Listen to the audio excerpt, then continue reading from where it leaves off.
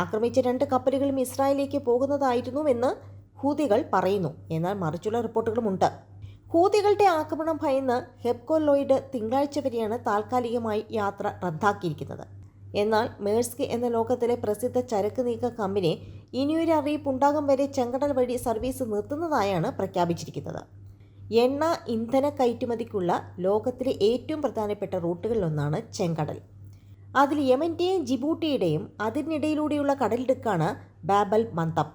32 kilometre വീതിയുള്ള ഈ കടലിടുക്ക് വഴിയാണ് അറബിക്കടലിൽ നിന്നും ഇന്ത്യൻ മഹാസമുദ്രത്തിൽ നിന്നുമുള്ള കപ്പലുകൾ ചെങ്കടലിലേക്ക് പ്രവേശിക്കുക. ഇവിടെ നിന്ന് നേരിട്ട് ഇസ്രായേലിലേക്കും എത്താം.